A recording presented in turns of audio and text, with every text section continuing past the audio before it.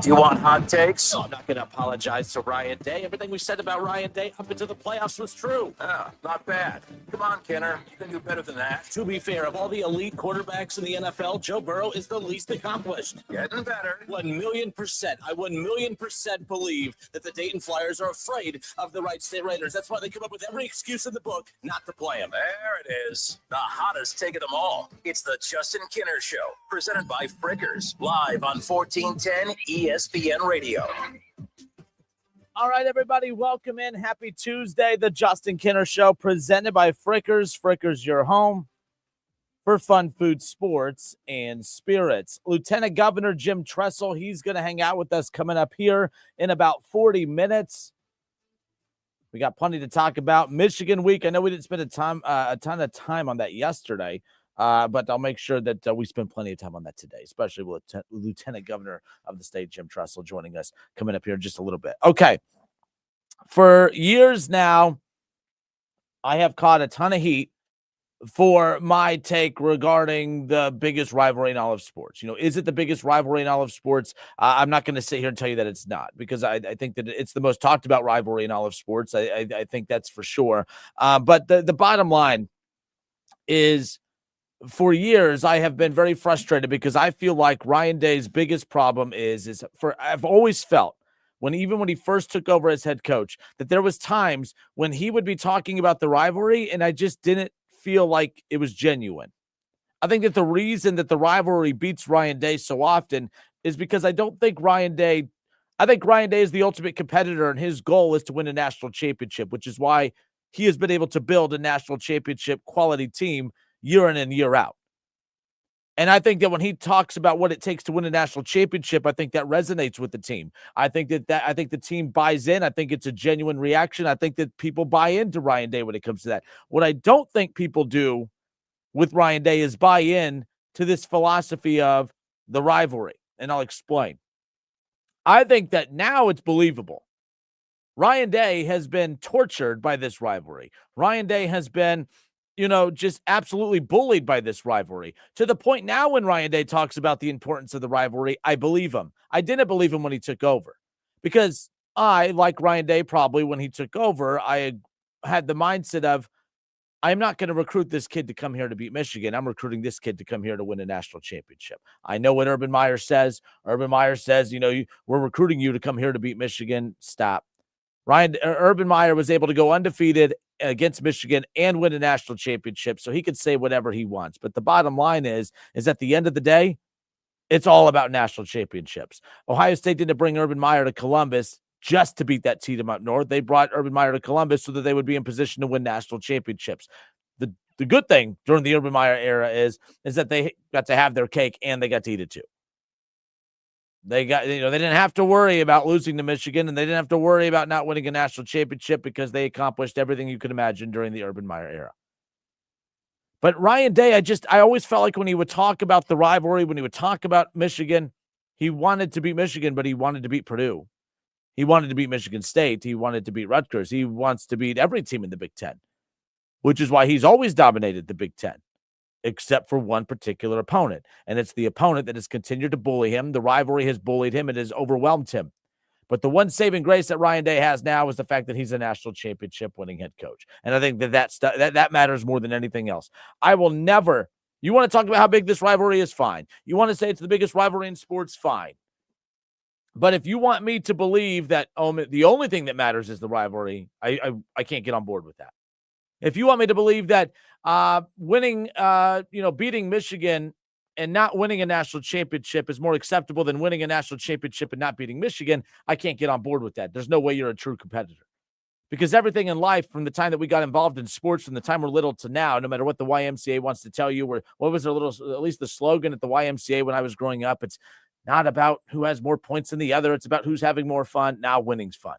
Winning's fun. Stop it with that. I mean, that's ridiculous. You're setting these kids up to fail if you try to tell them that, hey, it doesn't matter the result of what you're trying to accomplish as long as you're having fun doing it. Not going to get very far in life with that mentality, I tell you that much. So the bottom line is you want to master whatever it is you're doing. So I'm not going to sit here and say that it's okay to say that, well, beating Michigan is the only thing that matters. Ryan Day proved last year, not the case. Last year, Ohio State, they beat Michigan, or they lost to Michigan. The sky was falling. Ryan Day needed to be fired. And then he went on to kick Tennessee's ass, Oregon's ass in the Rose Bowl. I was there. It was a great time. Took care of business against Texas and then rolled over Notre Dame in the national championship game. So as we sit here right now, I cannot sit there and get on board with anybody who says that this rivalry is bigger than anything else. This feels like a big game. For the first time all season, Ohio State has a game that we're talking about on Monday and going to be talking about every day leading up to kickoff. Finally, a game that's worth the damn, because this season has not been able to provide that. But I know you want to beat your rival. I know it's different than anything else. But I think that the reason that Ryan Day struggles in this rivalry is because I don't think that he believes it the way you all do. I don't think he buys into it the way everybody else does. But I do believe that because he was consistently lost over the last couple of years, and because losing to Michigan has just been pounded upside his head, I think he now knows, oh my gosh, I got to win to beat Michigan, not because it means more than winning a national championship, but it's to shut you up. He wants to beat Michigan on Saturday, not because it's the most important thing in the world. It's because it's going to shut you up. Winning a national championship is all that matters. Winning national championships should be all that matters. Beating Michigan should be a secondary goal. And I think deep down, you guys all know it. I think Urban Meyer deep down knew it was a secondary goal, but he had to put on the facade that, no, it's all about this. I believe him that it means a lot. I believe Coach Tressel, who we're going to talk to coming up here shortly, that it means a lot. But what I cannot get on board with is pretending that it is the end-all be-all, because it is not. Imagine if Ross Bjork, the athletic director for Ohio State last year, would have said, you know what? Enough is enough. 4 straight losses to Michigan. We got to cut ties. We got to go find a coach that could beat Michigan.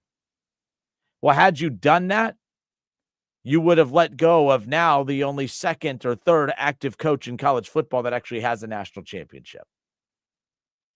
Ryan Day is only the third active coach in college football right now that has actually won a national championship. And you guys wanted Ohio State to push him out because he couldn't win one game, when that one game didn't prevent Ohio State from doing what the ultimate goal is, and that's winning a national championship.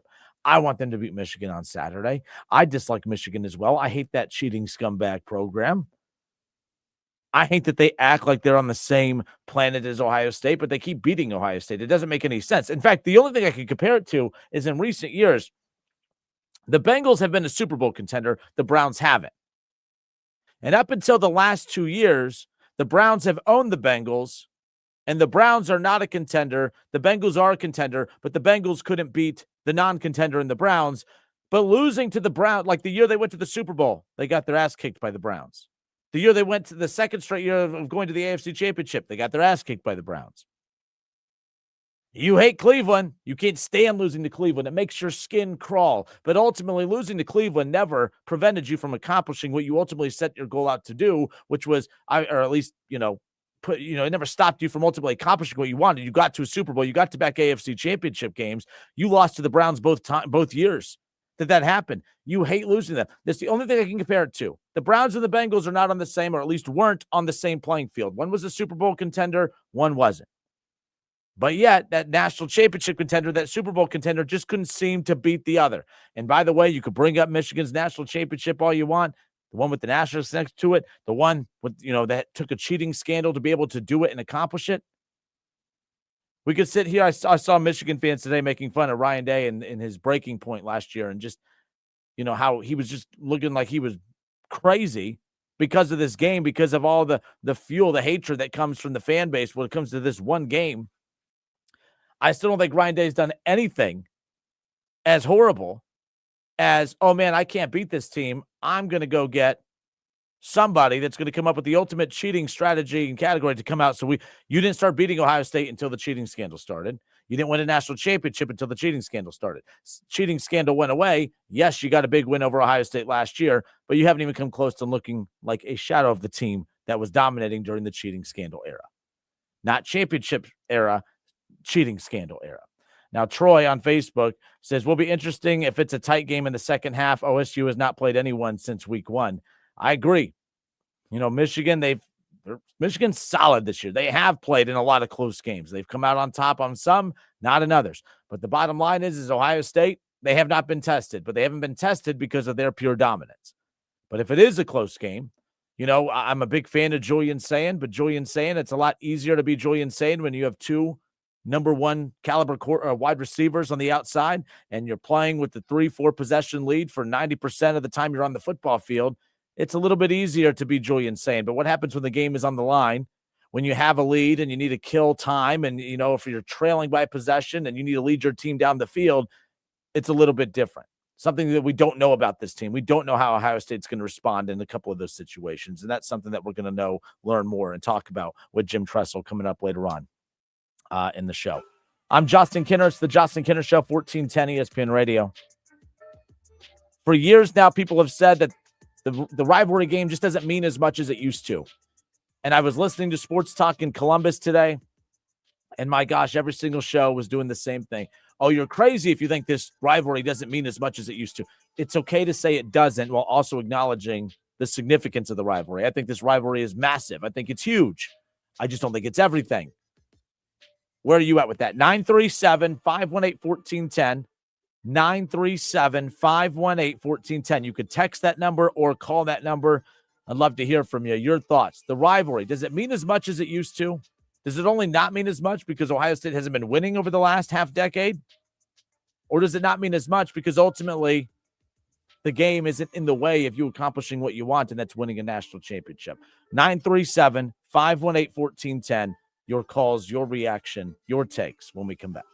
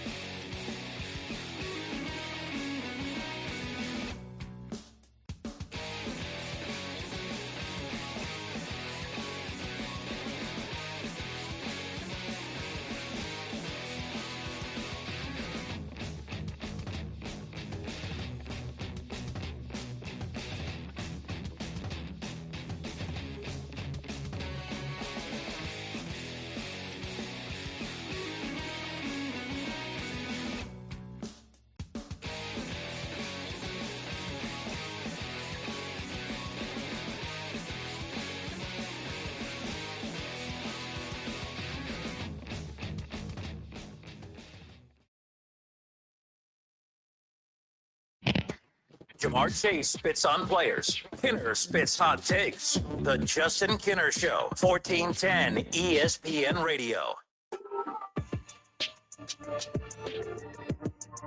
Ohio State, Michigan. It's Michigan week. Biggest rivalry in all of sports, and that's what we're opening up the show with today. 937-518-1410, the number to call and jump in on the conversation. Lieutenant Governor of the state, Jim Tressel, former Buckeye coach. I mean, I don't really need to do the whole title and what he did. You all know who the hell Jim Tressel is. He's going to hop on with us coming up here in about 20 minutes. And again, looking forward to chat with him. Actually, I think, no, they said in about 12 minutes. I'm sorry, 3:30. So in about 12 minutes, we're going to be joined by Jim Tressel. So I threw this out there, and this really isn't, I mean, I don't think it's as hot take-ish today as what it was a few years ago, but I've always kind of rolled my eyes, and I've always been in the minority on this. I love the Ohio State-Michigan rivalry. I love any rivalry. I love when you could just feel the dislike and the competitive hatred for one another. I love a rivalry that forces a team to have to find a way to cheat, to not just win the rivalry game, but to ultimately win a national championship. I love a rivalry that puts a coach in a position like Ryan Day last year, where when the clock hit 0 and they lost for the 4th straight time, Ryan Day walked around like as if he saw a ghost. He had no clue where he was. There was chaos all around him. He had Sawyer ready to throw down with anyone not wearing scarlet and gray. And that same guy with that puzzled look on his face ultimately found a way to get a locker room to buy back in not even a month later and go on to win a national championship.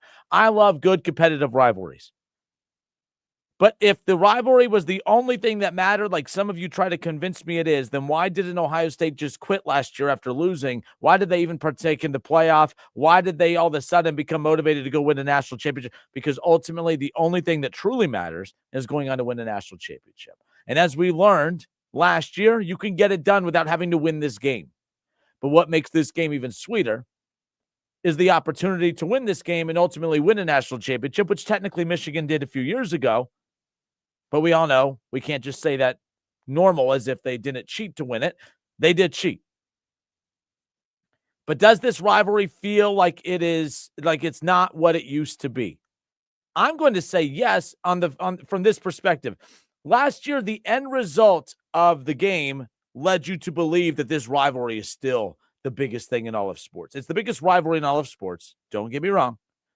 But it's not this massive aura that it once was.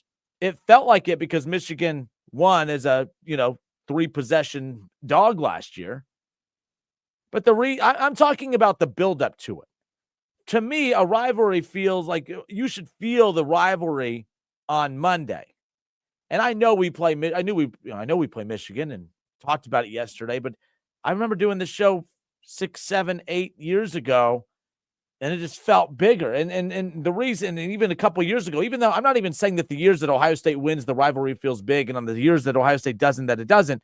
But those years that Michigan really was sitting in the top 5 consistently, and Ohio State was a top 10 team, top 5 team consistently, that felt big. And it felt big because you had two teams who were ultimately good enough to accomplish that end feat, which is win a national championship. The reason that this week doesn't feel as big, although there is an angle here, the Ohio State's lost 4 straight years to Michigan. So, of course, we're intrigued by it. We're going to tune in. We're always going to tune in. But the reason it feels like something is because Ohio State's just trying to put an end to that 4-game losing streak. But the reason is because Michigan doesn't consistently carry their end of the bargain. And when they're not cheating, they're a team that's not really viewed as a national championship contender. They weren't even a playoff contender last year, and the playoff tripled in size. You take cheating away, they can't even make a playoff that tripled in size from the last time they were in when they won a national championship. Back-to-back years of this playoff being tripled in size since the last time they made it, they're not going to make it again. But you have Ohio State, who's the number 1 team in the country. They're undefeated. They're the reigning national champions. And they're, in my opinion, should be thinking about swimming in deeper waters and messing around with this non-playoff team. You got to beat this non-playoff team, of course. But to me, it's just one of those where when we get back to where Michigan and Ohio State are regulars, all right, when they are regular national championship contenders at the same time, or at least at the very same playoff contenders, then great. People kept saying that they're mad at the format. I think it was Shaw in the comment section who brought up the fact that, that the rivalry He said the rivalry changed when college football changed. As soon as you could lose the game, it did not matter anymore. The rivalry lost a piece of its significance. I get that to a certain extent, but also if Bryce Underwood was a Heisman contender and Julian Sayin also a Heisman contender, we're going head-to-head. If Michigan was a top 5 team like they should be and a national championship contender, just like Ohio State is, we wouldn't be having this conversation. This would be a massive showdown. It's a big showdown. It would be a massive showdown if these two teams were consistently at the top. And one team consistently is at the top and the other isn't. And I know we're a few years removed from Michigan winning a national championship, but that was new territory for them. They're not used to being at the top of the food chain like that. They always get lumped into this category with Ohio State, and they're just not that. And that's not an arrogant Buckeye fan saying that. That's just the reality of it. The reason the rivalry, the feeling of it started to go away is because at one point Ohio State won 17 of 19 against Michigan. Of course, it started to lose a little bit of its feel. You had one team that was absolutely dominant, and the other team was living off its success from decades ago. I think that if Ohio State and Michigan were both national championship contenders and not just Ohio State year in and year out, I think this would feel a lot bigger. Yes, it has taken a little bit of a hit because it used to be the only way to accomplish your ultimate goal of winning a national championship was to beat one another. That's no longer the case. Ohio State technically should have 2 national championships over the last 5 years. If you think back to the year that they lost to Georgia in the semifinals, that was when ultimately Georgia would go on to bludgeon what was it, TCU or whatever it was. Like that would have been Ohio State blowing out that team had they beat Georgia. And had they done that, they would have been able to accomplish that all while losing to Michigan as well. So ultimately, the rivalry isn't preventing anyone from accomplishing what they need to do. But Michigan is constantly finding reasons to not ultimately accomplish being in the running for what they want to do, and that's being a national championship contender. It's like you got your national championship with Harbaugh. It all doesn't matter anymore. I don't blame Ohio State for why losing 4 straight is not why this rivalry doesn't feel like it used to anymore. It's the fact that too many times, year in and year out, Michigan is not a national championship contender.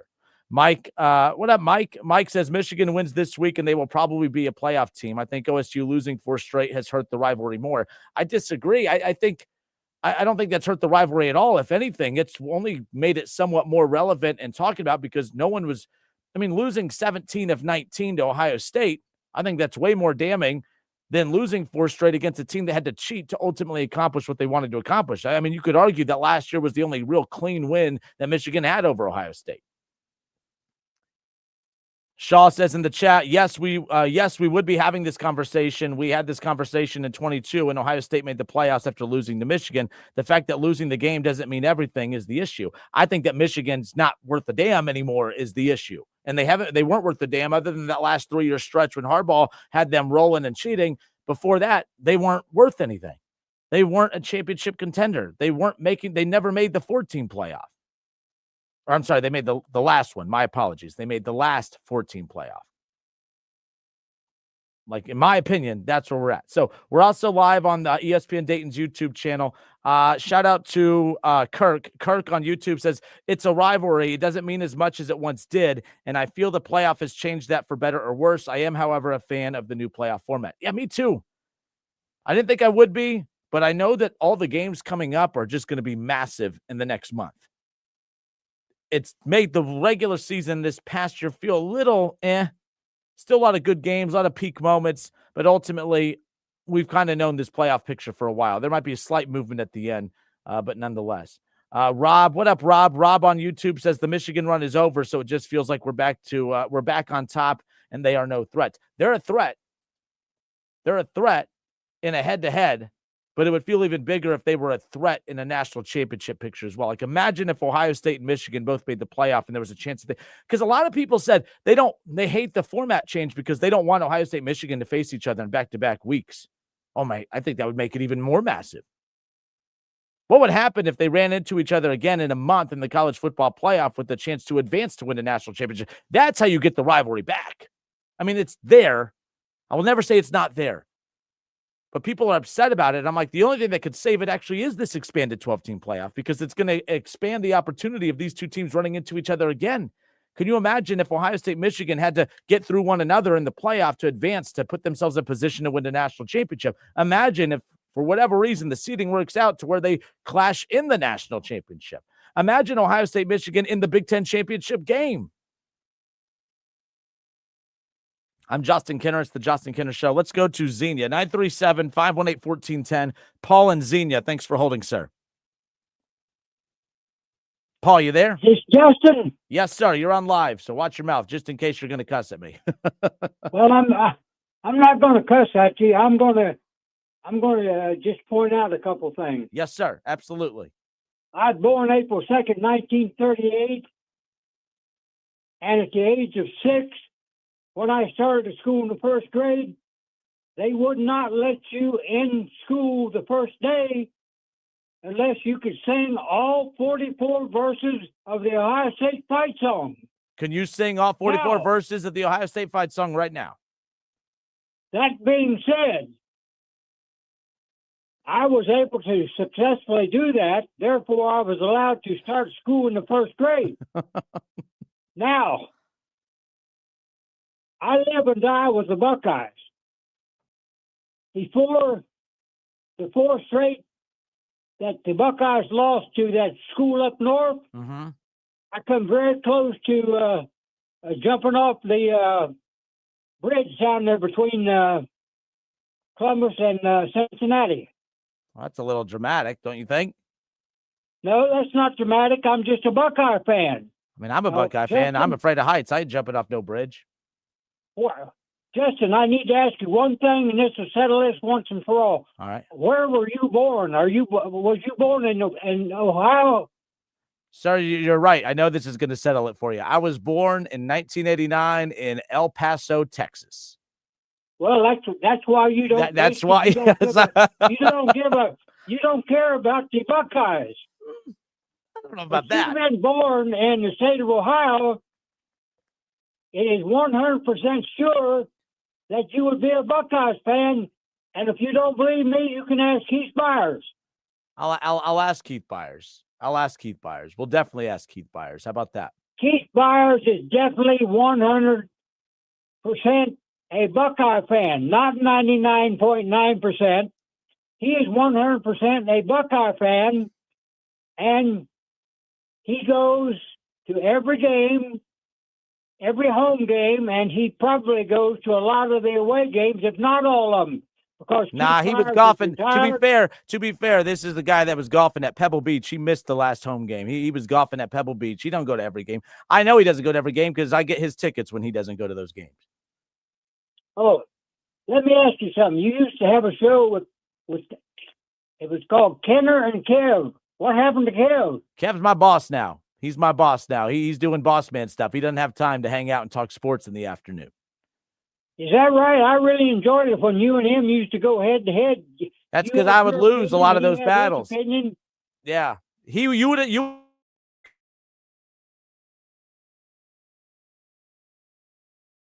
You're breaking up, Justin. I said you would have agreed. You like Kev because he agrees with you. You and him have the same take. I really enjoyed it when you and Kev would talk sports. Yeah, so did I. But all right. All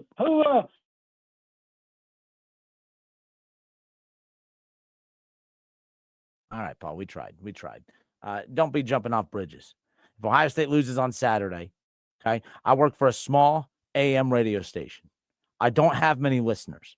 I can't have Paul jumping off a bridge because Ohio State loses to Michigan. I can't lose a listener. For one, I value his life, yes, but I value listeners. I can't have my listeners jumping off bridges because Ohio State loses to Michigan. I think that's a little dramatic. I think that's a little much. So regardless of the result of Saturday, I need Paul, not Rob. Sorry, I was reading Rob's response in the chat. What I need is for Paul to be the first caller on Monday so that I know everything is A-okay with old Paul and Xenia. So there you go. But yes, I am from El Paso, Texas. But I also, people say that, oh, you don't get it because you're not from here. I've lived here for pretty much my entire adult life. I've been a Buckeye fan my entire adult life. I'm a ginormous Buckeye fan. And I don't think that it makes me less of a fan because I think that winning a national championship is more important than winning a rivalry game. Because I felt pretty damn good last year. And if you not being able to beat Michigan last year prevented you from enjoying winning a national championship, I think that's more on you than me. But shout out to Paul and Xenia. I appreciate him calling, and I hope he continues to call regardless of the result of the game on Saturday nonetheless. Let's see. So we're on YouTube. Adam, what up, Adam? Adam on YouTube says people like Paul would rather go 1-11 and beat that team up north and win the whole thing. It's not like it used to be. Championships are king. I gotta be honest, Adam. When people say it's not like it used to be, championships matter then too. Championships matter then too. All right, I'm getting word that I'm going to pretend I didn't say any of this. Jim Tressel's about to come on with this coming up here in 5 minutes. And I'm going to be the biggest Buckeye homer in the world in this interview. I'm going to make myself sick. I'm not going to disrespect the vest. I'm not going to tell him, of all people, that I don't think that it's the biggest rivalry in the world. It's a big-time rivalry. I love the rivalry. Don't put words in my mouth now. I'm just saying. But Colton, what up, Colton? Colton said, I would lose to Michigan every year if it guaranteed an Ohio State championship the same year. Colton, me and you are on the same boat. And let's be clear, I would not enjoy losing to Michigan. I would not have a smile on my face. Because I also thought it was pretty disgraceful of Ohio State to lose as a 3-possession, 21-point favorite last year, not just because it's Michigan, but because it's anybody. Ohio State was a 33.5-point favorite against Rutgers this past weekend. Well, let's be honest. If they would have lost to Rutgers, I would have been as embarrassed about that as I was after they lost to Michigan last year in the final game of the regular season. Ohio State's better. They're the better program. They're the better team. You're in and almost you're out. When they're not cheating, of course. Ohio State's the better program, the better team. So there's that. But I'm with you, Colton. I'm with you. So nonetheless, continuing to go down the list. I'll read more of these coming up here around the corner. But nonetheless, 937-518-1410. In all seriousness, shout out to Paul. I appreciate Paul calling. And I can't take all your calls right now. We do have a guest coming up. We're going to get to Jim Tressel, Lieutenant Governor of the state of Ohio, former Buckeye coach, national championship winning head coach of your Ohio State Buckeyes. And by the way, I lived in Ohio when Tressel won the Buckeyes the national championship. I graduated from Van Wert High School. They had a guy from Van Wert named Joel Penton. I was all locked in with the Buckeyes. Not that I need to defend that to you, but either way. Justin Kinner Show, 1410 ESPN Radio. The Vest, the Lieutenant Governor of the state of Ohio, former national championship winning head coach for your Ohio State Buckeyes, Mr. Jim Tressel, joins us next.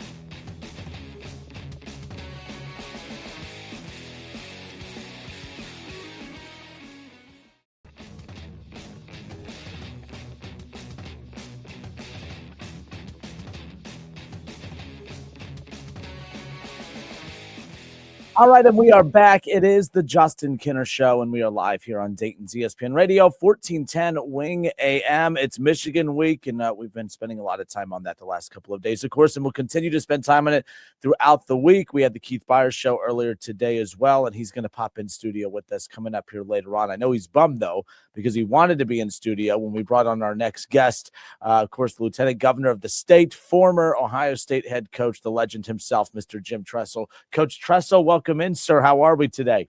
I'm doing great, but more importantly, I was Keith Byers' position coach when he was toting the rock there at Ohio State, and he made me look like a good coach. You taught him everything. Oh, so you're saying you didn't teach him everything he knows? No, I didn't teach him a thing. I just, made sure that he made the bus on time. He was a special player. His year in 1984, I think people forget about that one a little bit, but he had, 1,700 and some yards and 40 some catches, and clearly was the best player in the country.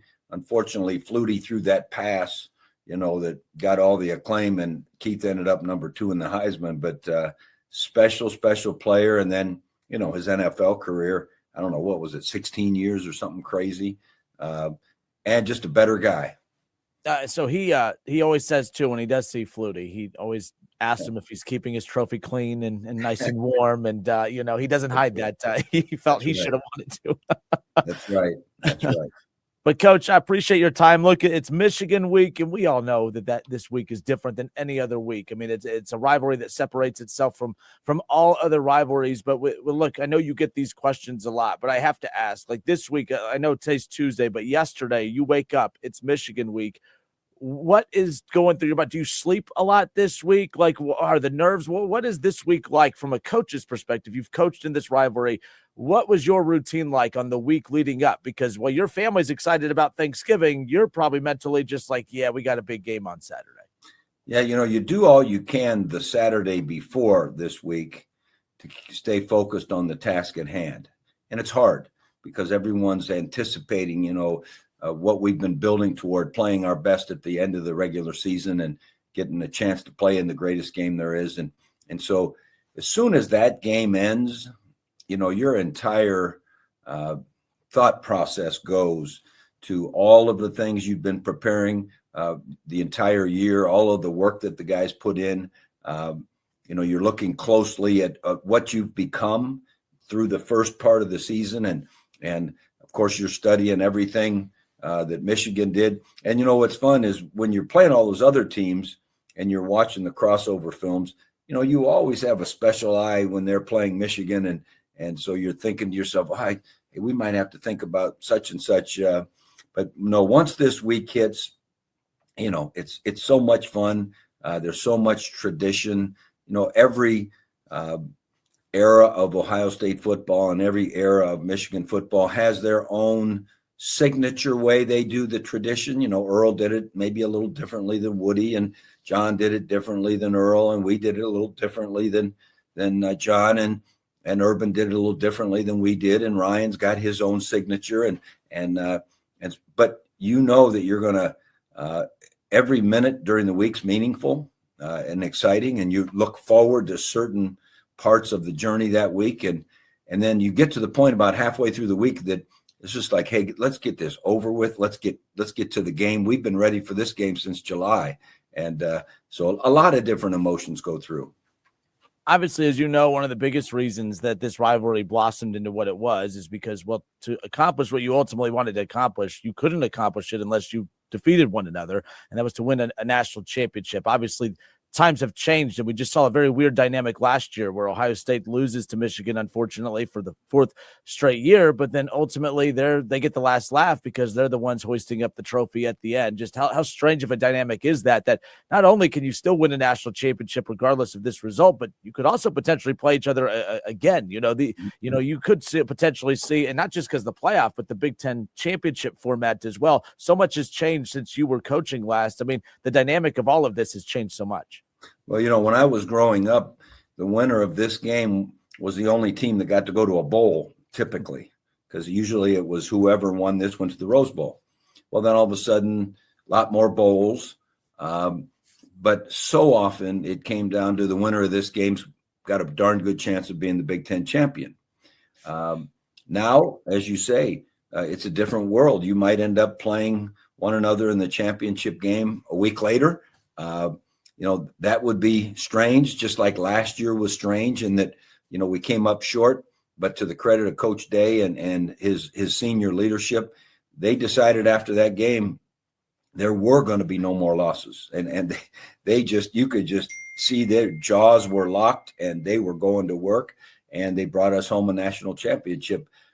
Probably an unusual situation. It would be hard for me to fathom that happening anytime soon, that the loser of that game ends up, being the national champion. You never know.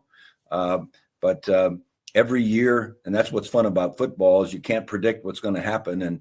And I wouldn't have necessarily bet that going into this game this year that the winner of this game, either one, was going to be the going to the Big Ten championship game, because I think Michigan probably came along a little bit more than maybe we thought they might. Penn State wasn't quite the team that everyone thought. Indiana's been a little bit more than people thought. A little bit more real, but again, that's the fun of it. But all that being said, there's nothing that you remember more the older you get than how you did in your rival game. I mean, think back to high school. You still think about that rival school across the road, regardless of how those seasons ended. You might have ended with a poor season, but if you beat the folks across the street, that's memories for life. So that's what makes this one fun, and looking forward to seeing it. You mentioned it. I had it in my notes here for today, but I remember when the clock hit 0 last year, Ryan Day just had this, looked like he saw a ghost. It was like an outer body experience. He was walking around the field. There's so much chaos and commotion going on, and you could just feel the pain after losing that game. And I say, look, he's obviously done a tremendous coaching job outside of the rivalry, of course, but for what he did from that time that clock hit 0 until the time that they hoisted that national championship trophy, I don't think people give him enough credit, because somehow that guy with that ghosted look on his face somehow got that locker room to rally and buy back in, and believing that they had a chance to not just win the next game, but to win the next 4 to go on to win it. I don't get how that coaching staff got that team after that chaotic loss to buy back in, but he did it. And for the next month and some change, that was just a different football team. Well, that's why you have to, that's a coaching, job for the ages. You'll put that one aside and say, wow, that was spectacular. But I think it showed how close that group was. I thought I had a chance to be at practice a little bit more last year than I did this year. I took this new job that's kind of gotten me a little bit busy, but you could see how close that team was. And they withstood the disappointment there in Oregon, where they really could have won that game, and kept getting better, kept getting closer. Didn't play well necessarily in the rival game, but that didn't allow them to fracture. Mm-hmm. And we knew they had the ability. And then when you saw the draw, that was, it's like, okay, we're going to get Tennessee at home. They better buckle up, especially with the emotion that was penned up in our guys. Then we get to play Oregon again. You talk about, they're not going to get us again. And who do we have next? Who was after? Texas. It was there was Texas, and then Notre Dame. Yes, sir. Yeah. So Texas, who you're going to be ready for that one, and Notre Dame, that's a natural rival. So that was a great. We were involved in the playoffs a lot at Youngstown State, and every time the playoff brackets came out, you were like, "Ooh, that's a. If we can do our thing, we got a good draw." There were other years were like, "Ooh." I don't know who was mad at us, but we got, in fact, my Penguins on Saturday at noon are playing Yale, in the first round. But that's the fun of the November football and now into December and all the rest. But this is a different team.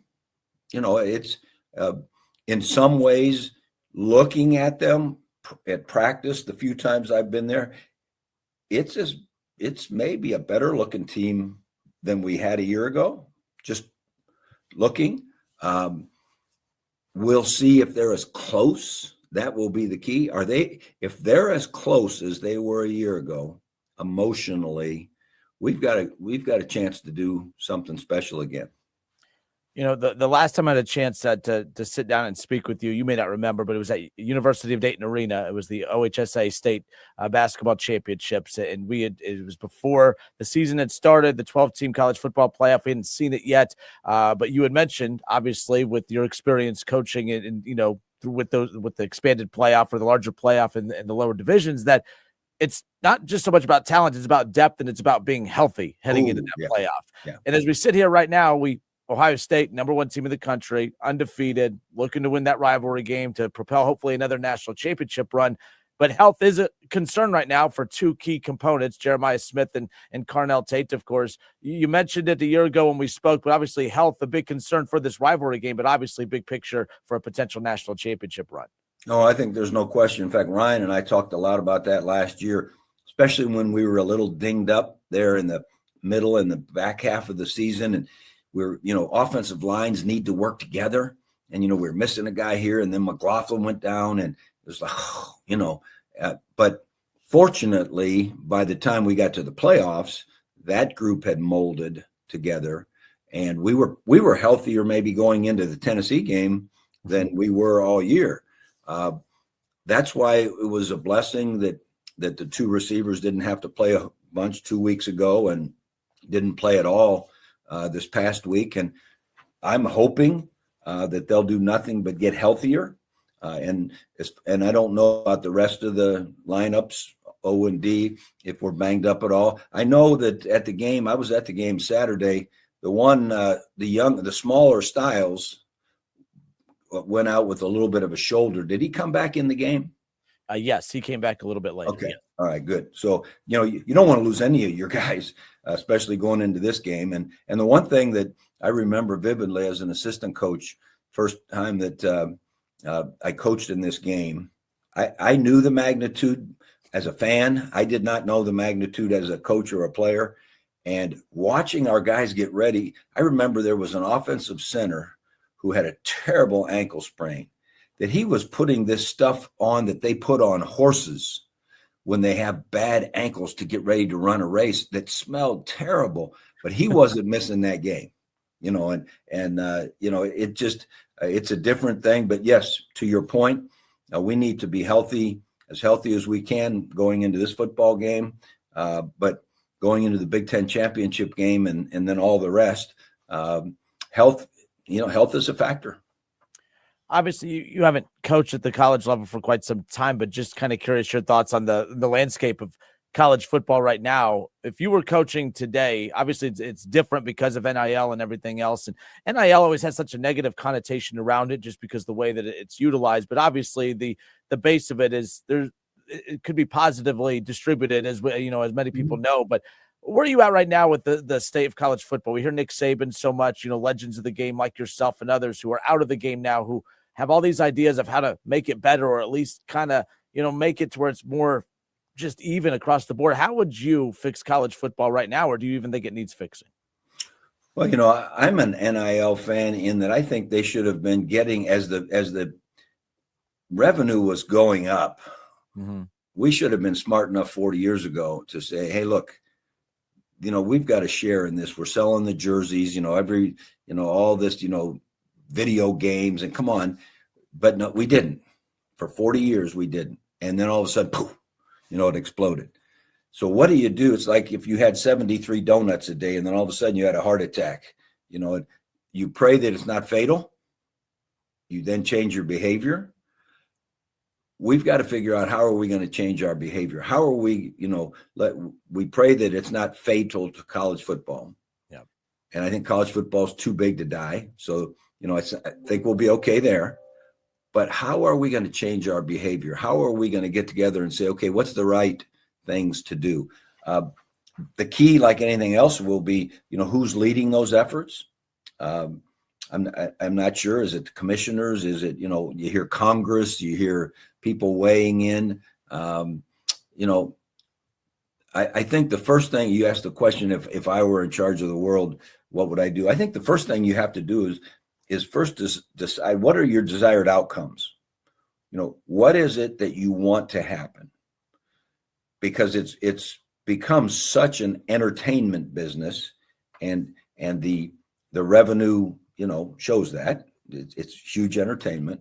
But so much of the value of it's an educational experience, and it's the team experience, and it's the university experience, and those kinds of things. So how do you merge the two and have everyone treated properly?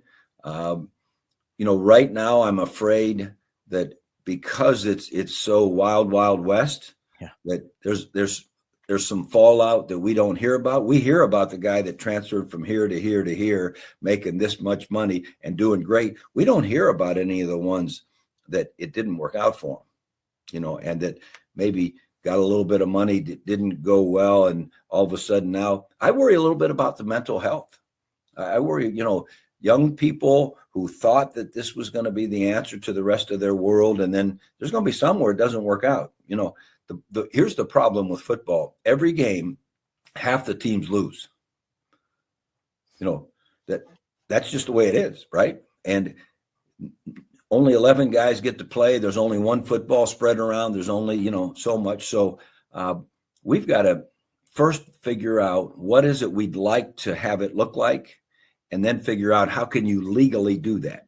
See, the tough part is the legal part of things. Yep. So many things that the NCAA thought they wanted to do ended up, didn't hold in court.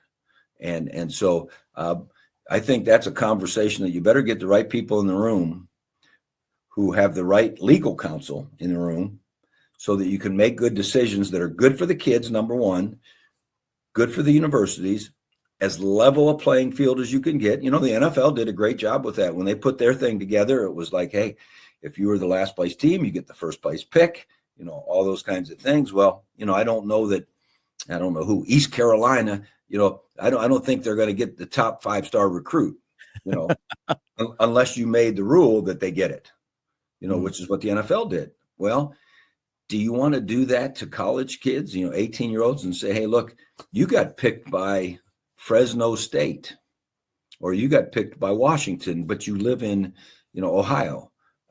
So very complicated, but for the good of the game and the good of the kids, we've got to get it figured out. All right. Well, good stuff. Former Ohio State coach, Lieutenant Governor of the state, Jim Tressel, awesome enough to give us some time here. Michigan week, rivalry week, excited for that matchup coming up on Saturday. You mentioned it earlier that, you don't have as much time to go to practices and stuff because of the other job that you took over. So your hands are full with a lot of projects. But before we let you go, if you don't mind, because I do know that signups for Ohio schools are currently going on right now for the Team Tressel Fitness Challenge. Tell us a little bit about the Team Tressel Fitness Challenge and how Ohio high schools can get involved. Yeah, back in June, the governor said to us, hey, one thing I haven't gotten done yet has created a fitness challenge for our youth.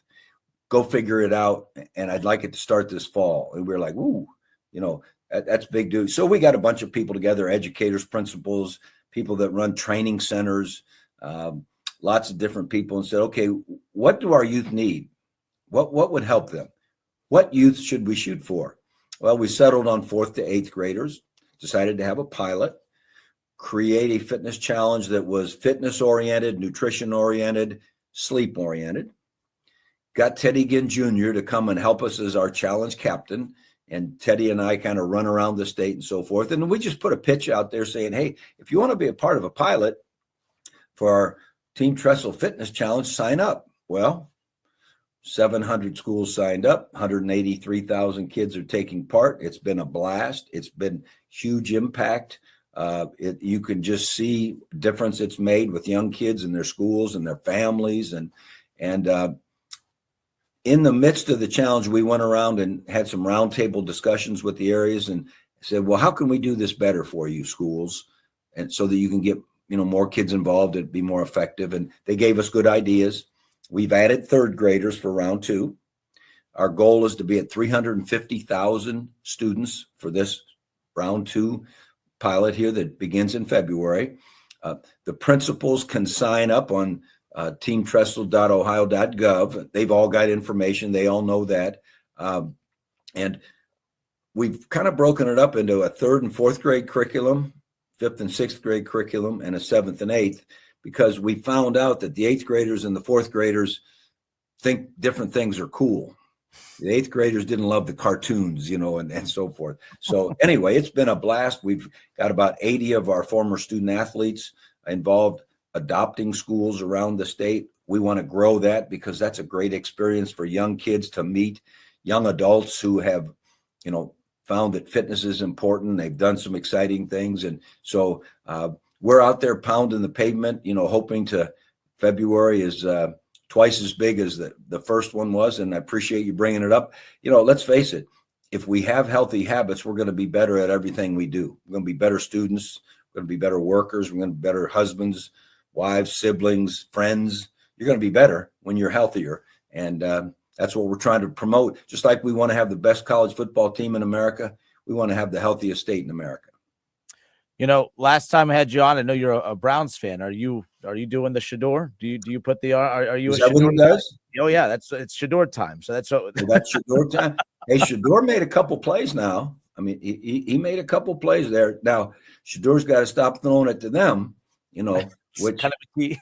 we got to do this, but we got to protect that. But he's got a little bubble to him. He's got a little swagger. He's got, and when you have a defense like ours,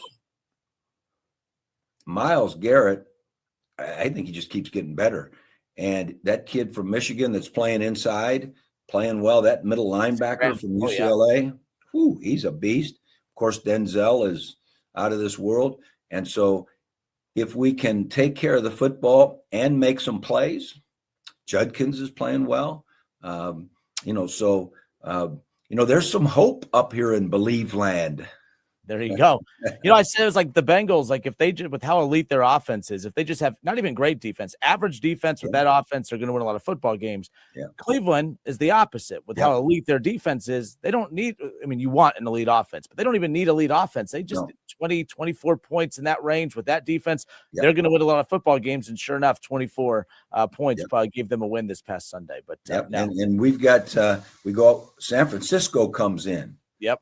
And we hopefully it's a little frigid up there on the lake. And, I think Purdy threw 3 interceptions last night with Myles Garrett chasing him. Maybe we can get him to do it again. Yeah, maybe get 4. Get 4 this time. All right, well, great stuff. Awesome. Jim Tressel giving us some time here today. Rivalry, the rivalry, the best rivalry in all of sports, Michigan week. Coach, where do you watch this game? Do you like to watch it with a lot of people? Do you like to just be secluded in a room by yourself? How do you take in the Ohio State-Michigan game every year? Well, last year when it was at home, I stood on the sideline by myself and, got to watch it and feel it. This year, being at the big house, I have no interest in going to the big house.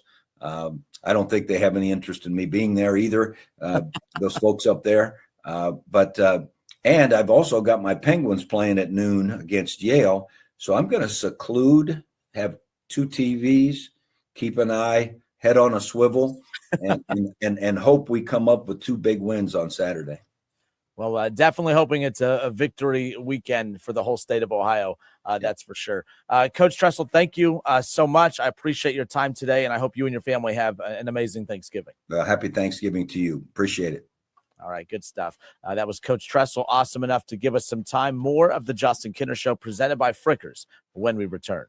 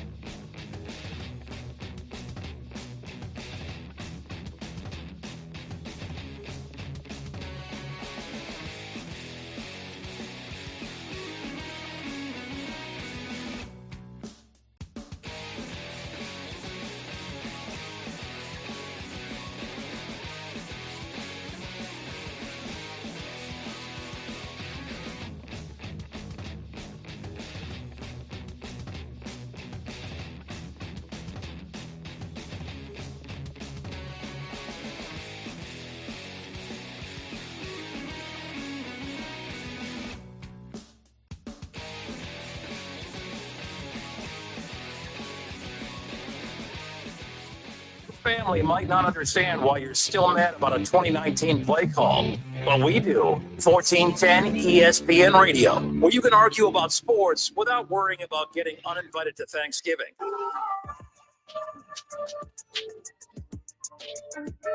All right, I appreciate Jim Tressel, Coach Tressel, Lieutenant Governor Tressel, for giving us some time on the show. If you missed that, make sure you are subscribing to the Justin Kidder Show podcast and anywhere you get your podcast. Shows in their entirety, select segments, and all interviews, including the one we just did with Coach Tressel, will be made available to you right when the show ends. So make sure you're subscribing to that. I would appreciate that, trying to grow the numbers on the podcast. So please go do that when you can.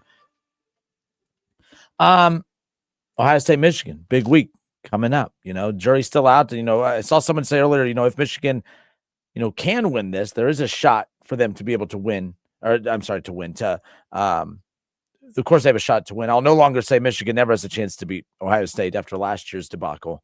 Ohio State, 3-possession, 21-point favorite, and they lose at home. When you have, Will Howard's in the NFL. All right, you had Jeremiah Smith. You saw Carnell Tate, right? You had Emeka Ibuka. You had Quinshon Judkins. You had Travion Henderson. You had monsters on the defensive side of the ball. And to be fair, the defense showed up. I will never say that Michigan never has a shot to beat. For one, I don't think anyone's technically saying that, but they're a decent-sized favorite this year. Not a 21-point favorite like last year, but my goodness, if they couldn't win last year, it's a 21-point favorite. It's like, you look at the line for this upcoming week, and it's like, well, my goodness, Ohio State 9.5. But nonetheless, look, Ohio State, here's the deal with last year's game, and I said it from the beginning. I remember when it came out. I said Ryan Day was so obsessed with having to win a certain way. He didn't just want to beat Michigan. He wanted to beat them, in a way that would portray Ohio State as being this tough football team, which was such a dumb thing to begin with. Just go out there and win. Just go throw the football, run the football, do whatever it is you have to do. Win ugly. It does not matter how you win that football game. Just win it. Now, it ended up all working out at the end because they win a national championship. But some people say that it did not work out at the end because you're still without a win over that team up north for now 4 straight years. Yes, fine. Beat Michigan on Saturday just so we could shut everybody up. I'm tired of hearing about the rivalry game. Not tired of hearing about it. I'm tired of hearing about, oh, man, it's the end of the world if they lose. I'm telling you, you lose to Purdue, I'm just as mad about losing to Purdue as I am about Michigan. Because losing to Purdue has the same impact as losing to Michigan. And maybe not, actually, because losing to Purdue is a bad loss. I don't think losing to Michigan is a bad loss. It's just bad in the eyes of those who eat, breathe, and sleep this rivalry. But I promise you, every athlete that is on this roster right now, the motivational factors that push these players nowadays, it's all about money. I don't, Jeremiah Smith says that I think these players are coached to say the right thing. Look, they want to beat Michigan too because they're competitive, but I just think it's one of those where they are motivated by money. They're no longer motivated about the coach that they play for, the program they play for, or the fan base, or it's simply where can they go to get the most money. So you're never going to convince me that these kids truly eat, breathe, and sleep this rivalry. So therefore, I think that's probably NIL more so than anything else. People, I know Shaw's on hold. He's going to talk about the college football playoff expansion, or really just all the stuff that's leading to this. To me, I think it's NIL more so than anything because money's the number one factor. I don't think you have anybody on this roster that went to Ohio State for Michigan. I heard Urban Meyer on the Herd earlier today say that's why you commit to Ohio State is for this game. I'm like, I respectfully disagree. I respectfully disagree that anybody on that Buckeye roster specifically committed to Ohio State for this game.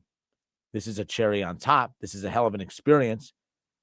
You commit to Ohio State for probably money because the fact that you can get to the end, it used to just be facilities and your opportunity to get to the NFL and who was coaching. But it's all about money. It's all about getting to the NFL, yes. But I think if you had to put truth serum into every one of these athletes and they had to prioritize, all right, bullet points, why are you here? I don't even know where that pops up in that list. And what I mean by that is I'm not saying they don't care about this game. I think they care about this game more than others, but I don't think that they care about this game more than others, if you know what I mean. But nonetheless, 937-518-1410. I want to get to the Bengals in a moment. Joe Burrow had he met with the media earlier today. Rob, by the way, Rob's on the ESPN Dayton's YouTube channel. He says, yeah, it's about the bag now. It really is. And that's not necessarily a bad thing. We're all bag motivated, if you will. So nonetheless, but 937-518-1410. Shaw, what's up, man? Thanks for holding. Watch your mouth. No cussing. I don't care how wrong you are, and you are wrong a lot. You do not get to cuss on these airwaves again. I mean, it's this time of year. It's every fall. You seem to lose your mind. Unfortunately, you are correct. Hey, how about Tressel popping up the Shador? How about that, huh? Big Browns fan. He's going to be my new Browns analyst moving forward. There you go. Yeah, get him on more. I mean, no, I enjoy listening to him because his football knowledge is unrivaled. And even though he turned the rivalry around back in 2000, and it went very ugly for us for the next 15 when he did that speech at the shot. Yep. It reminded me a ton, and coaches have tried it. Like I remember Brian Kelly, who just got fired at LSU. You remember his debut his very first time in front of the LSU faithful. We should have known. Kev knew. He hated it right from that point on. When Brian Kelly debuted at an LSU basketball game, and it might have been a women's basketball game because I think it was with Kim Mulkey or whatever. But either way, the point is when he went out there to introduce himself to the home fans, he all of a sudden went out there with that little Southern Louisiana accent. I was going to say, wasn't that family? The family, my family. Yeah. Some coaches try to use these little introductory mic times with the crowd at a basketball game to resurrect their career. But the only one that's done anything similar, the one that reminded me the most of Tressel, although things were said different, is Curt Cignetti at Indiana. Yep. And we don't need to talk Indiana. That's apparently a trigger for you because that's when you dropped the F-bomb on the airwaves last time. So let's not go there. But Curt Cignetti's little message at an Indiana basketball game reminded me a lot of that Tressel message back in the day. No, I agree 100%. The Tressel at Value City Arena, that message, I could almost recite it verbatim what he said. And after he said, and you'll be most proud of him in 300 and however many days it was, in the stadium in Ann Arbor, my jaw dropped and I said, well, this whole thing has completely changed and it may never be the same. And everybody I was in the room with was like, what are you talking about? I was like, he just put the emphasis back on the game, and that was something the previous coach never had. So, back on the game and back on, dominating, recruiting the state and just go back to the well and start checking off and that's the thing when Ohio State football starts to decline, and it doesn't happen often, but when it does, it's go back to what works and just start, it's like a politician, which that's what he is. You just go back to just check it off the boxes, tell everyone what they want to hear and get everyone to buy back in. And that worked. And it's worked ever since. Urban was a rock star at that too. And he had the results to back it up as well. 100%. But he didn't have to go out there at center court and do the same type of speech because, well, he was Urban Meyer and Ohio State was still kind of rolling at that time. Yeah, there was a little couple down years, but it was still kind of rolling. And so he just picked up the mantle and went charging forward and beat Michigan 7 straight times. But nonetheless, moving it to 2025, I always have this conversation, and I agree and I disagree all at the same time. Like, yes, in Ohio and Michigan, the rivalry will always mean something, and it will always be top notch. And yes, it's must see TV. And that last Saturday in November, but it's hard for me to say that it has the same significance. After watching a team in 2022. And watching a team last year lose that game and then be able to go do what they were able to go do. Yes, moving forward, if, for instance, Washington was to beat Washington was to beat Oregon, and then Purdue was to beat Indiana, and we were to beat Ohio State, yes, there's a slim chance that we could see each other next week.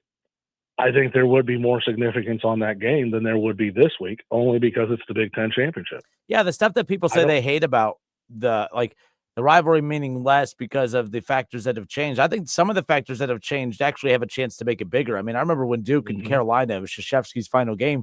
The fact that, Duke and North Carolina, as dead even as that rivalry has been throughout its existence, the fact that they never ran into each other in the NCAA tournament until the Final Four a few years ago, I was like, oh, that's how you take that rivalry to the next level, when there's tournament games involved and single elimination involved and championships involved. I'm like, that's how you take it to the next level. That's what I'm excited about this. That's why I'm bummed that Michigan, like, I'm pulling, like, I like Underwood. I want them to be back in the national championship picture, because after this, I'm in the minority on this too. I don't want this to be the last week that they play. I would love to see them play. I don't care about the dynamic of playing a week later. I'm in the minority in that. And I definitely don't care about them running into each other for a potential third time if it happens in the college football playoff. I think that's how you take that rivalry. You modernize it and take it to the next level. You can't manufacture that, of course, but you could play a role in it if Michigan gets back to a national championship contending space, which they're close. If you have the quarterback, they have a quarterback. He just needs to continue developing the quarterback. Right, 100%. And I can think there's one other way in my opinion, that you could move it even. I think you could regain the regular season bluster and everything about the rivalry if you moved it off the last week of the season, for those exact reasons that you were just talking about, and for them to possibly see each other in the Big Ten championship or in the college football playoff as well. If you moved it to, say, Bama, Tennessee week, so third week in October, and that's the same weekend as Red River Shootout, I think you would start seeing that the whole lore of the game, I think, would come back then. Or even better, you really want to set this thing in motion and really set it to the moon, Kick it off every year. Every year. No tune-up games. I don't think that's terrible. I don't think it'll ever happen. But, that's – I don't think it'll ever happen either. Every year, that's how you kick off the season, and there's a chance it's not the last time you see – I wouldn't be against that. There are the old school people right now, like our caller Paul and Xenia, who threatened to jump off a bridge earlier. Right. I'm sure he's cringing at that. But there's nothing traditional about college sports anymore. So if you're going to go away from the traditional, do something impactful. And I think that would be impactful. I actually agree with you on that. I like it to kick it off the season. Every year, that's the tradition, Ohio State, Michigan. That's how you get the whole college football landscape's attention every single year. I wouldn't be against that. And I mean, and then for instance, let's use your scenario too. Let's say we played in the college football playoff. Mm-hmm. So whoever loses right there, now you have all off season and you're playing the first game of the year. Imagine all that smack talk for 8 months.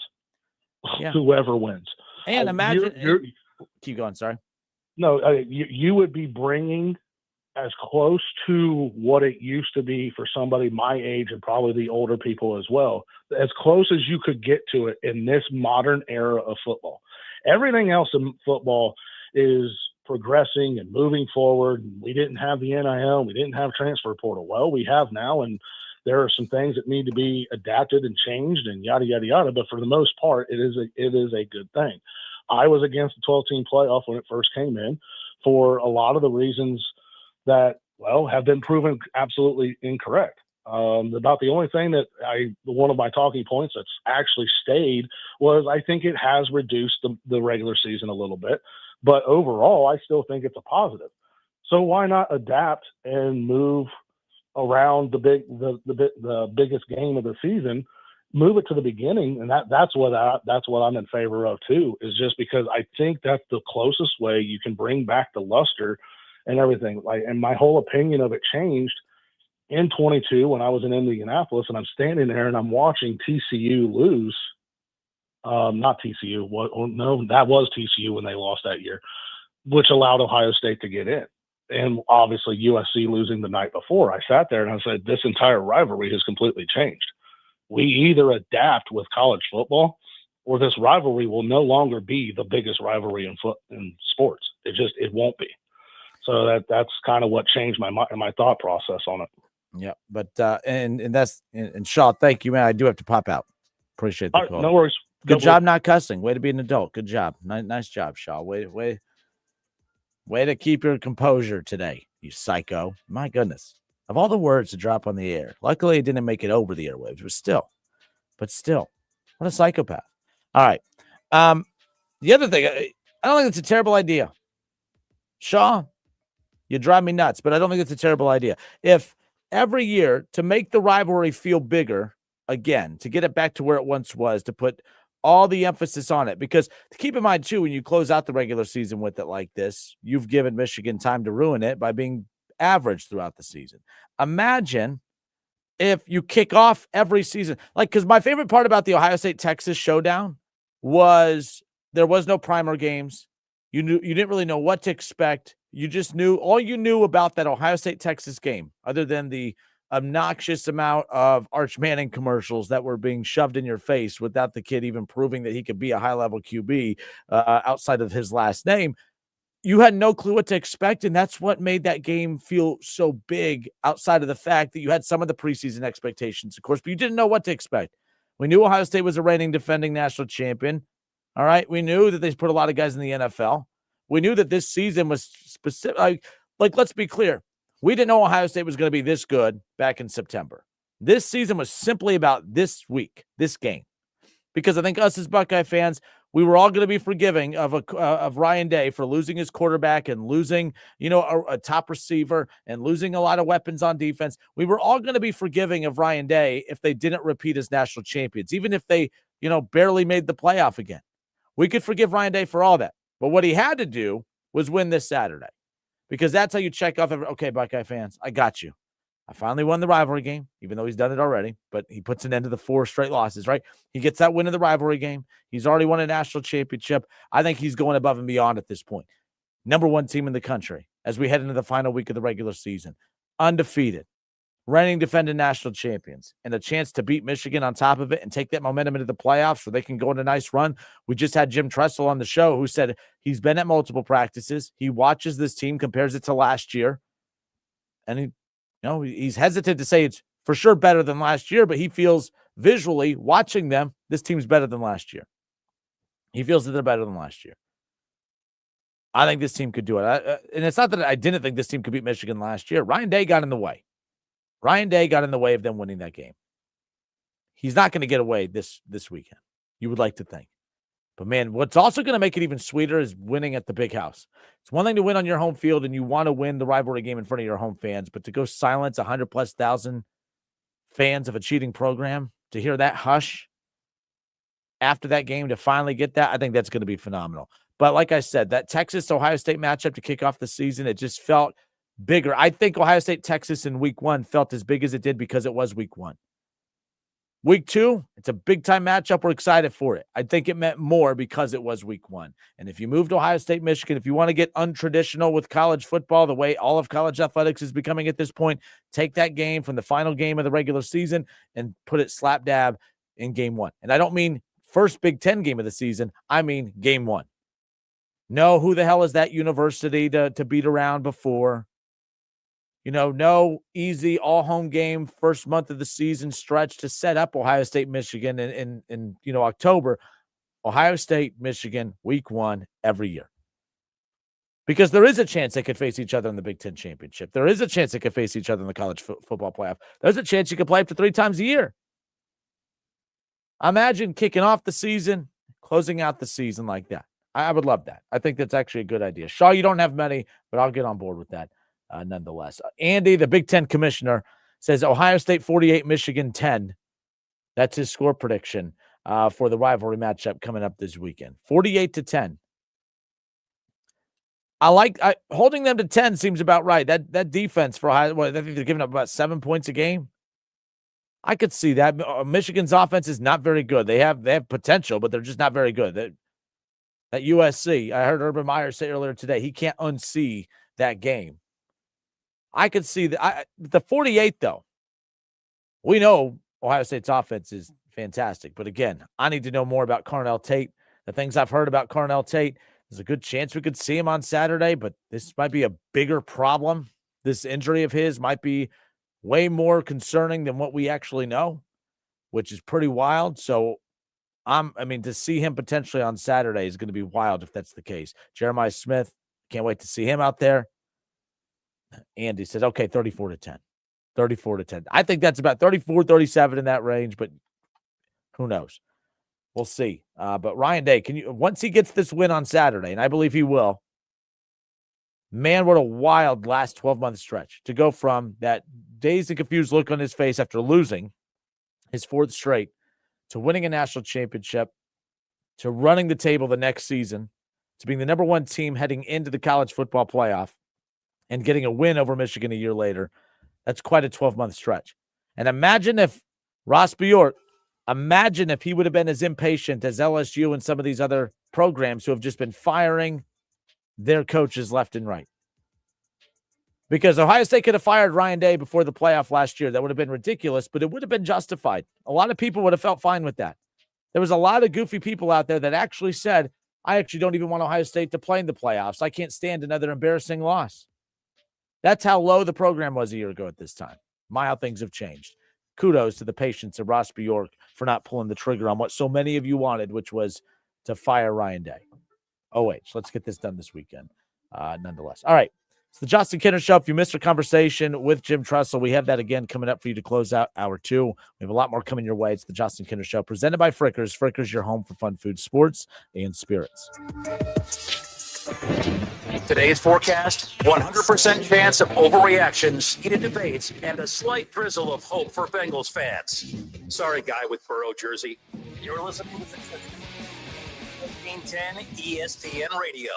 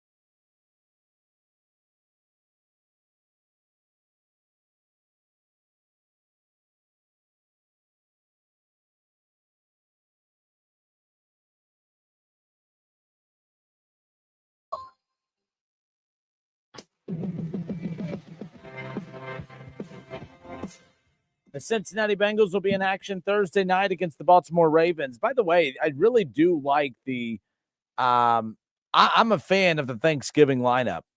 You know, there's sometimes some duds that they kind of sprinkle in there, but I kind of like the lineup for Thursday. Packers Lions, which is crazy because that division is so deep at this point that there's going to be a good team in that division that ultimately misses the playoff right now. I mean, it's pretty crazy that Detroit, that if the playoffs started today, and Detroit's a good team, if the playoffs started today, Detroit's not in the playoff. The Vikings 4-7, they're not, a concern or whatever, but the Packers sitting in the 6th spot, obviously, of the Bears sitting atop of the division in that 3 spot right now. But the Lions and the Packers on Thanksgiving, that'll be game 1, of course. And then after that, the Chiefs and the Cowboys. I think that's going to be a heck of a game. 2 big brands right there. But Chiefs 6-5. We talk about the Chiefs all the time as if, that's the standard. You want to have the success and the resume of the Chiefs when it comes to the playoffs and the Super Bowls. But this is a team that's desperately trying to maneuver itself to comfortably make the playoffs. And right now, they're not. They're in the playoff picture, but they're not comfortably locked in to the playoffs as we currently sit here right now. And the Cowboys got a big win recently, coming back from behind by double digits by 3 possessions to beat the Eagles this past Sunday. And then we'll close it out with the Bengals. Joe Burrow making his return, going to be at the Ravens on Thursday night. So it's funny. I listened to Sports Talk in the morning and Unsportsmanlike. Chris Canty, who Bengals fans don't really care for Chris Canty, but I thought he brought up some good points today. He brought up, why are people, so the Bengals lost obviously this past weekend and everyone said, that's it. No chance that this team makes the playoff. No chance. And I was one of them. But he brought up a good point. He said the one thing, like, this team's going to struggle to make the playoff if you're trying to look at the wild card, but this division is still very vulnerable. The Ravens have looked rough the last couple of weeks. I mean, they looked rough against the Cleveland Browns. They started out slow against the Jets.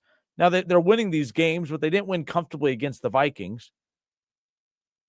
And Lamar just has not looked like Lamar. Lamar Jackson has not been great since returning from that injury.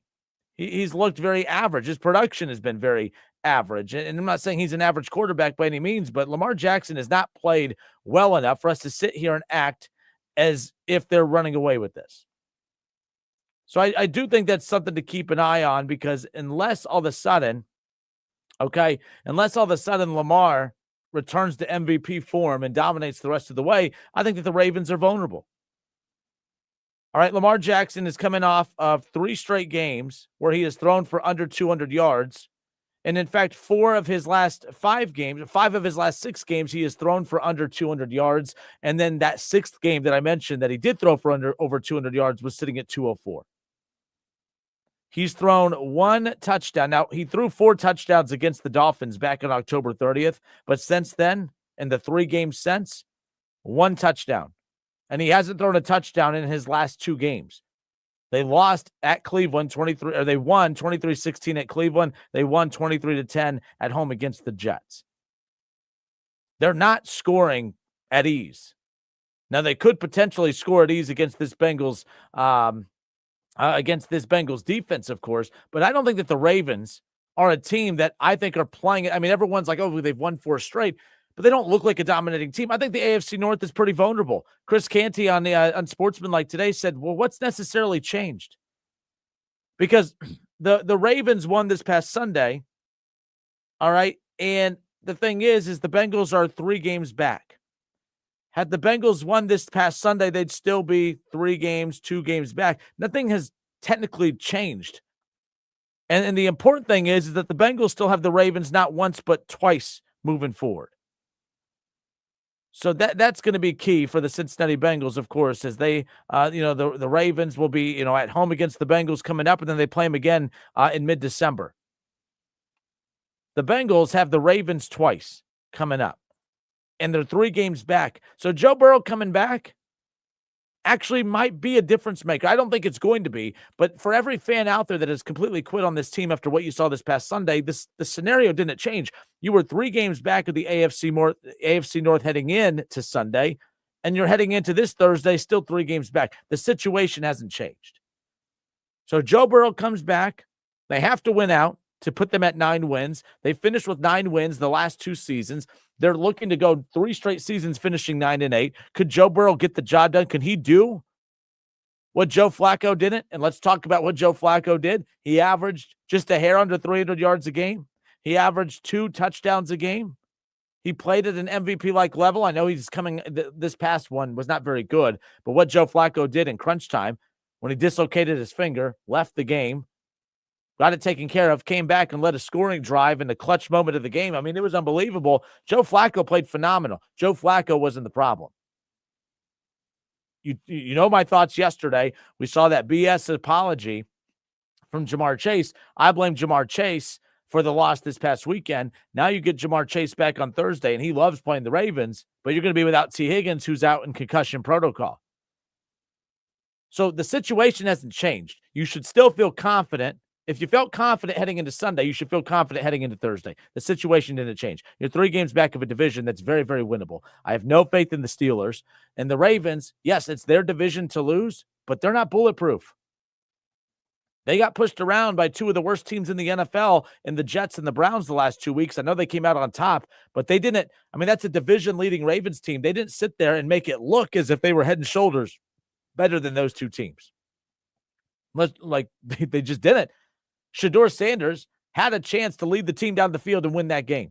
I think the Bengals still have a shot because I think the Ravens are going to leave that door open. But I do know that the stretch of games coming up for the Cincinnati Bengals, you have the Ravens in 2 of your next 3 games. You have the Bills in between there. And say what you want about the Dolphins, but they're playing better football right now. That's a capable offense. The Dolphins are a capable offense as far as that's concerned. So who knows? They could run the football. They could throw the football. That doesn't bode well for Cincinnati's defense. The bottom line is this next month, it could open the door for an opportunity for the Bengals, or it's just going to close completely shut coming up on Thursday. Because I do think if you lose to Baltimore on Thursday, now you're 4 games back, you're done. There's no chance. So here's the good thing. When you're playing must-win games, Joe Burrow seems to play at his highest level. They're 7-0 in his last 7 starts. He's averaging close to 300 yards, very similar numbers to what Joe Flacco was recently. You're going to get big production from Joe Burrow, you hope, but it still goes back to what this team has been impacted by all season. You guys keep making it about Joe Burrow. I'm here to tell you it's not about Joe Burrow. Joe Burrow coming back doesn't change anything other than the fact that you're getting your original starter back. But Joe Burrow coming back doesn't make this defense better, and it doesn't make them run better. Now, I've got to give Chase Brown credit. I'm not a big Chase Brown guy. I think that the Bengals continue to miss the mark on financially valuing the run game. But Chase Brown's been pretty dang good the last couple of weeks. I will give Chase Brown that. He ran all over the Steelers, but he ran all over the Steelers the first time. He's had way more bad games than good games, but to his credit, he's been pretty good the last couple of games. He was pretty good against the Patriots. He was very good against the Steelers. Chase Brown, 19 carries, 107 yards. I'll give him that. So we'll see. If you get a big game from him, I think the defense is horrendous. I just have no faith in that defense. I'm trying to put some positive spins here for you. I'm struggling to do it with that defense. It's embarrassingly constructed. It's embarrassingly bad. You're playing Lamar Jackson and Josh Allen over the next 3 weeks.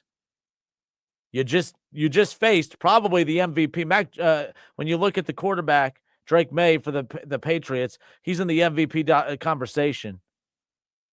But you're playing Lamar Jackson, who's won 2 MVPs, Josh Allen, who just won his first MVP last year, and you're playing those 2 guys 3 times playing those guys over the next 3 weeks. That's a tough stretch of games against that defense.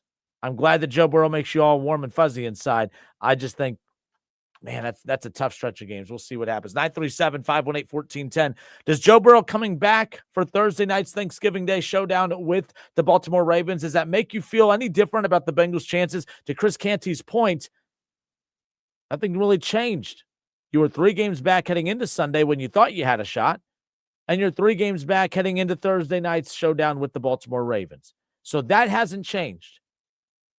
The only thing that's changing is Joe Burrow is coming back. But what does Joe Burrow necessarily bring to the table to make you feel that they have a chance? I'd love to know. What is Joe Burrow going to accomplish now for this team that wasn't being provided during his absence. 937-518-1410. Why do you feel the Bengals have a shot now that Joe Burrow is back? That's what I want to know. We'll take your calls and your texts when we come back. More of the Justin Kinner Show next. Yeah, of course Kinner relates to Shedeur Sanders. He hasn't taken any first-team reps either. The Justin Kinner Show, 1410 ESPN Radio. Hi, this is